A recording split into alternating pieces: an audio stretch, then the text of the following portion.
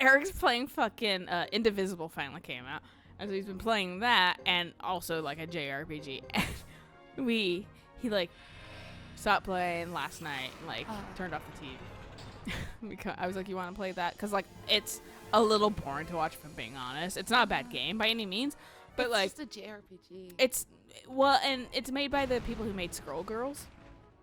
Okay. So they don't make JRPGs typically; they make fighting games. Right. But like this was a Kickstarter project, that's why it took so fucking long, and it's getting great reviews. So it gets good, but it's a slow burn in the beginning, like JRPGs are. And I feel like they spent their money on cool like art direction and art team, and good voice actors rather than like cinematics, because there's like it's like still frame cinematics with like moving. And it's a little, for me, disenchanting, because I was like, I want a little bit more pizzazz. But fucking, at the same time, there's nothing bad about it. No. And like, the story right now, I'm not like super interested in. The combat's a little repetitive to me. So I was just like, well, why don't you play that while I play fucking Fire Emblem? Because I can kind of watch it then. Yeah. But like, I don't feel bored. Yeah, you're still doing something you enjoy. Yeah, and I can kind of half-ass through Fire Emblem while fucking I'm playing the beginning portion, and I've seen it 3 fucking times now. I don't care. Oh, you beat Edelgard's route? Not yet, but fucking, I'm at the precipice before a fucking choice that I know is coming up. So it's fucking, which doesn't come up in any of the other routes. Oh. But I know it's a choice that is in her route. Okay. So I got to, I'm preparing it in such a way that I can have that save file. And then I make the choice, and I can make the choice again on the other save file. So I never have to play the fucking beginning again. Fair. And she does have different content. She does say there's stuff I've heard from her that I haven't heard yet in the game. So I am still slightly paying attention. But there's certain instances like, I've done this. It's just different characters now. It's just like me with fucking Link's Awakening. It's like, I've been there, done that. I don't need to listen to this again. And there's still stuff I actually miss. Yeah. Even during my second run, because I never knew about it, because I played the original Game Boy version. I didn't play the Game Boy Color version. And they added more stuff in the Color version. Oh. But I didn't know about that because I never played that version. Yeah. So there's still 2 things I have not done with Marion that I will probably do when we play it. Mm-hmm. Because one of them's funny. I think you'll find it absolutely hilarious. At least I did. I thought it was funny. And the other 2, one's cute. The other one's supposed to be like, haha, whatever. You're like slapstick comedy. Yeah. Because you fall down a hole. And so, you mean fucking that one girl's fucking one personality trait in Fates? Setsuna, I think her name was. Yes. She's like, I fall down all the time, and that's right. I fall in pitfalls all the time. I'm like, it's funny. This was such a good game. Everybody had one personality trait. Right. I love it. I forgot about her. The thing I appreciate about Three Houses, because they do have a pretty wide cast, but it's not nearly as ridiculous as Fates was. It but like, seems like there's like 6 people per house. They're and they're fully developed characters, which makes them nice. But the thing also is that there's typically in each house 2 characters.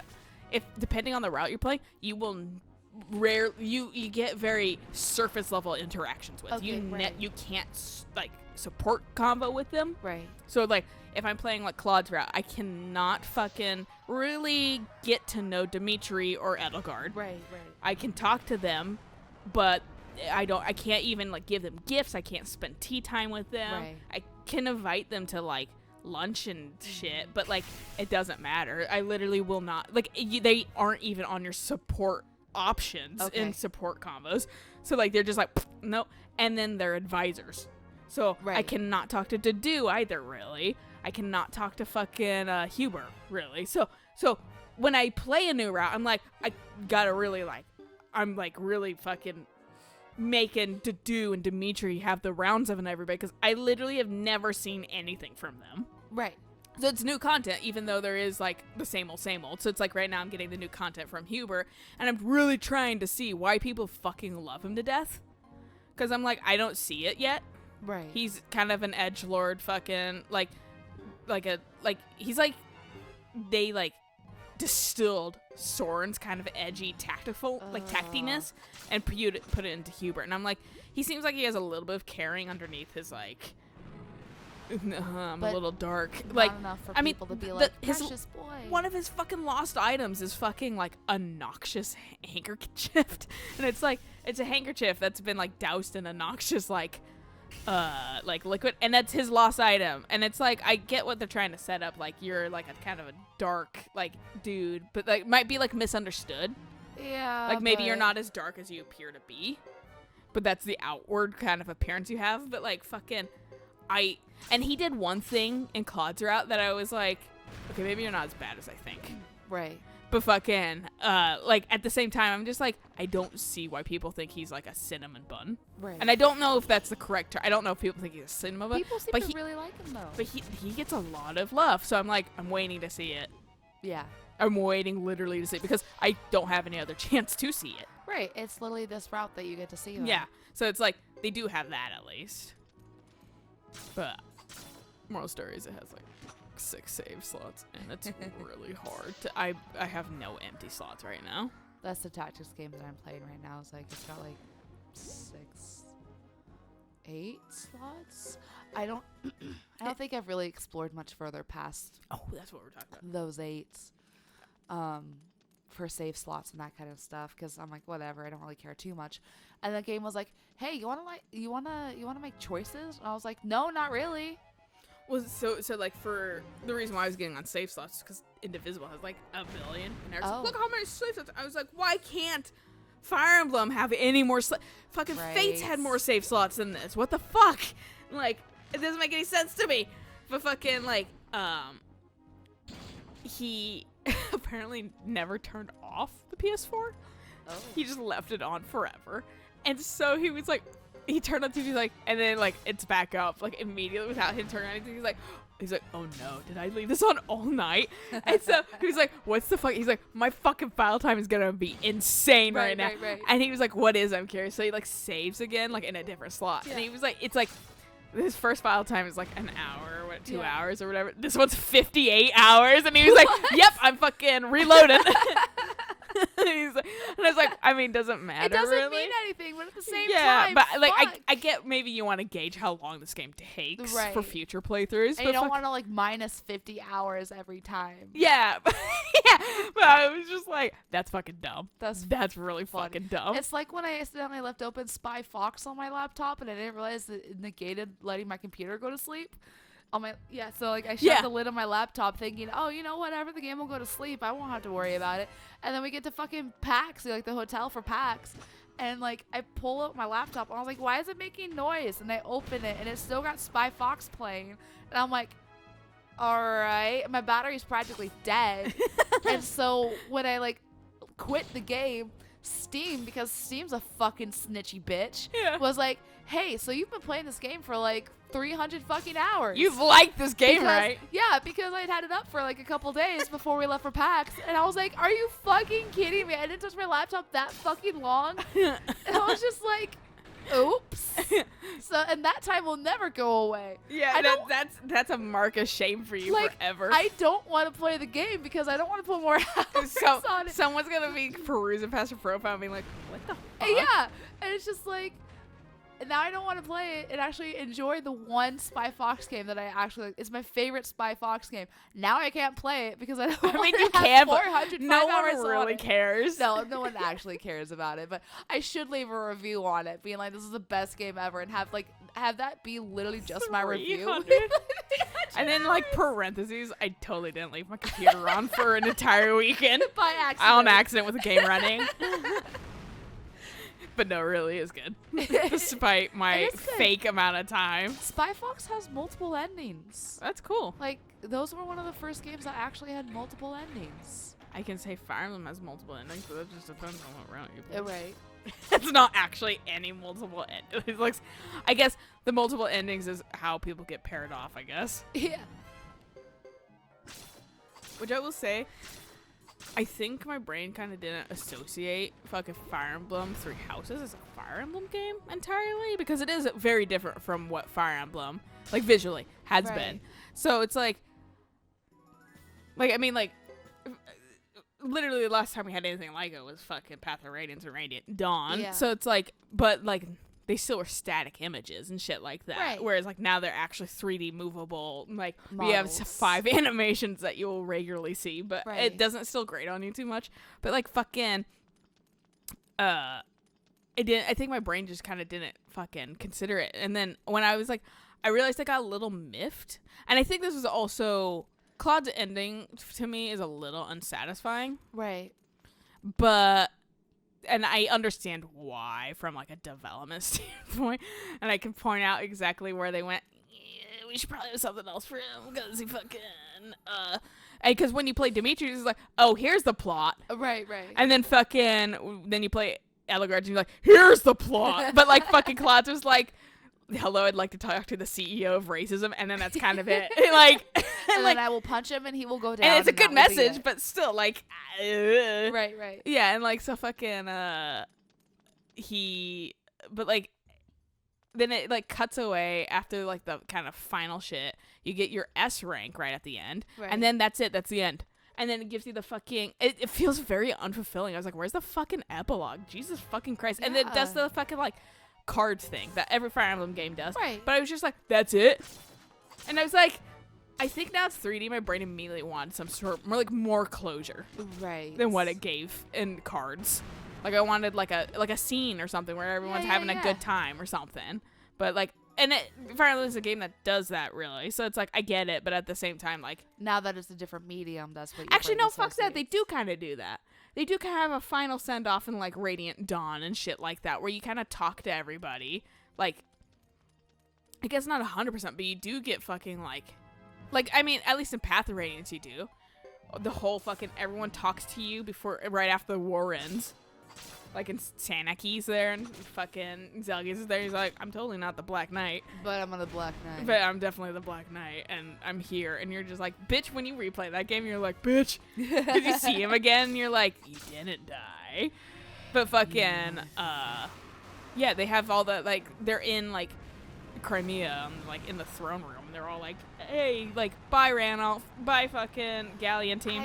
Bye, fucking, and then you get your final, like, thanks for helping me with Valencia. And then, like, and then it does the fucking same, like, placard cards after. But you do kind of get, like, a closure lately. Whereas, like, and then Radiant Dawn kind of has a little cutscene. And then it's like, yeah, that's it. And then here's the, like, it feels like an end still. Whereas this felt like a little open-ended, which I kind of hope they did that on purpose and that they try to expand on it. Because it's an interesting world and you guys can. The way you guys fucking wrote this, you wrote one tiny little country. And Claude is the one that alludes the most to, there's a world out there that we don't fucking look at. Like, we're stuck in our little fucking Fodlan hole. And fucking... And there's more out there. There's way more out there outside of our borders. And we should fucking, go out. And I was like, that's a great way to go into a second fucking game. Exactly. That's a fantastic way. Yeah. And, like, fucking go do that shit. Because you establish these places, but we don't really see them. I mean, it's like Suikoden. Like, the first game you play, it's like...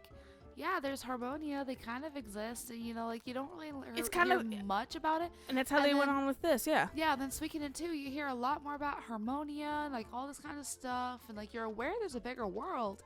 And then now this game, they're like, oh, yeah, no, fucking Tinto's to the south. Fucking Dunnon's a bit more to the west, or east, whichever direction that is. Yeah. So it's like, cool. It's actually more of, like, a legitimate world. Yeah.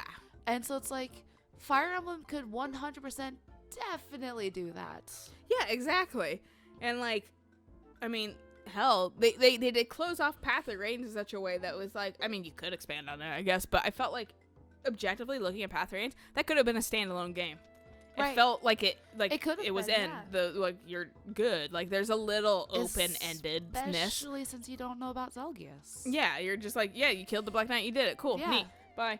And fucking, like I said, there's a little bit of something that's like, it could go on a second game. Right. And then they did, and it was good. And they're the two most popular fucking Fire Emblem games, kind of past the newer ones just because fucking they Life got is- really invigorated by fucking like Awakening. Yeah. But like, and Awakening was fantastic, but for the older games, like that's still one of the most popular fucking Fire Emblem games. I know I've tried to play some of the older Fire Emblems, and I really couldn't get into it. I have that issue with like Shadow Dragon. I wanted to like it, but I think if I tried it again, I think I'd have an easier time with it. Right. Because it was right off the heels of fucking playing like Path of Radiance and Radiant Dawn for the first time. So there's that disappointment And there so I was of like, this I wanted it isn't- to be Ike. And Yeah. I wanted the Lagoos, and there was none of that. And so I was Right. just like not interested. I was like, so what I found out at that time, I was like, well, I'm into that one Fire Emblem game. So selectively, I don't like the other ones as much. Right. Like, and so like, it's hard to say like I'm a Fire Emblem fan when I only specifically like Ike's games. Yeah. But then fucking, you were like, try fucking Awakening. And I was like, okay, this shit good though. This like immediately had like funny moments in the beginning. Did I tell you to try Awakening? Yeah. Why did I pick up Awakening then? You picked it up before me, I think. Did I? Yeah, and you're like, it's good. I like it. And I was like, I'm interested. Like, tell me more. You can create an avatar. Right, no, yes, and then I let and then you you got me borrow the it. DS, and then, or you got me the DS, Yeah, I right? got yeah, you yeah. the DS. I'm losing track because everyone's super nice to me and gets me consoles. And fucking, and then you got me Awakening with it, and then Pokemon Sapphire. And then Persona Q. 'Cause And I got- well, that came in the pack. yeah, that came with the. Well, the that actually no, DS. that didn't. It No? didn't come with a DS. Yeah, it came You- with the DS. No, it didn't. It came separately. It was like your Yoshi DS. Did it? Yeah, because I remember you telling me, but you're like, this fucker didn't come with a fucking game like Yoshi didn't come with a fucking Oh. game. And I was I like, don't remember but you're that like, I got it anyway. And I was like, thanks. But yeah, so like I got those three, and then fucking like, yeah, and I was like, Awakening's amazing. Like that's a fucking good Fire I Emblem think game. you actually. I think I finished it before you did. definitely finished it before me. I was like, you'll like this. Yeah, because I guarantee I'm it. slower at tactics games than you. To be fair, I think I just blasted through it because I was like, I ate that shit up. It was just, Right. it was good. It was a good fucking And game. I am getting faster at tactics games, like especially with like this new tactics game I'm playing. I'm saying it's new. I don't think it's technically new, but I can't discern if it's one of those games of like it's like a modern game, but it's set to look like an old game, and the people that made it don't entirely know what they're doing because the sprite work could definitely. It's not terrible, but the sprites could definitely emote more. It's more of like it's like the sprites from Suikoden 1, where they're very static. They don't move a lot. Yeah. There's scenes and that kind of stuff. So and it's really funny because all the dudes have roughly the same face shape.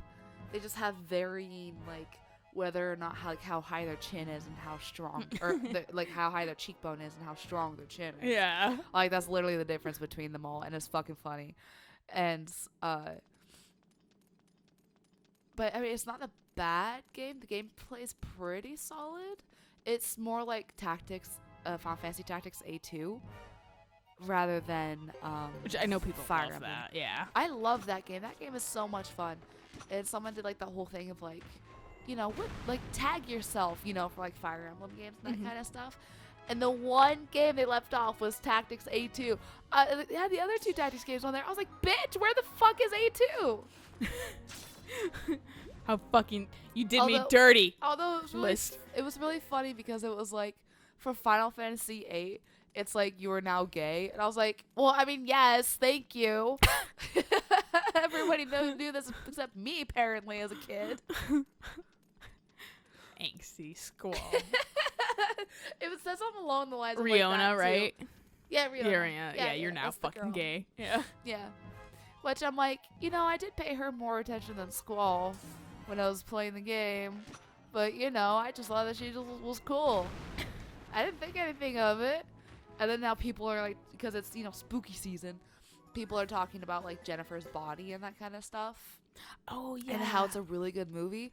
And I've never seen it, but apparently it was a lot of people's gay awakenings. It was it's like I heard it described like Gone Girl, where it was like really interesting to women and not super scary for women, but it was dudes. scary for men, and like they were like, I don't like that, and it was because a woman's in power. Yes, I've read the same thing, and I'm like, really? You guys are that? It's much like the of a same weenie? shit, but now woman's fucking killing men. Oh no! And now you're scared. Like, imagine how I feel literally every day of my life because of the movies you guys went nonstop on. Yes.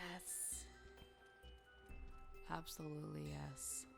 So it's just like fucking. Moral story though. This is a very good place to stop. It's a good place to start. I might actually This split is. this episode. I was gonna say this is probably a 2-part episode. I kind of started extending it out because we The were same- reaching the precipice of like 30 minutes, Yeah, and I was like, fuck it, F- let's just make it yeah, a big long yeah, make it episode. like We'll 40. split it. and then we'll make it like 20 minutes each. Yep. So sorry if you're at the end of 2 episodes of fucking grinding, but you know what? You know what? I figured it was better to do it on camera than have us do it off camera. And next time I'll talk about Snowpiercer for you guys since we're in a Oh, snowy yes. place. Yeah. I forgot you were going to talk about Yeah, that. I'm gonna I talk can't about a movie wait. that has a perplexing great rating on fucking Rotten Tomatoes, but is definitely subpar I of a cannot- film. I cannot wait to hear about this film. Yeah, well, I'll give you. If people who've seen Snowpiercer, like I have nothing against you, but my brother and I discussed how it does seem like a movie where, you know, you haven't seen a movie before in your life seeing Snowpiercer, so that's why it has a great rating. But we'll dive into that next time. So until then, Bye.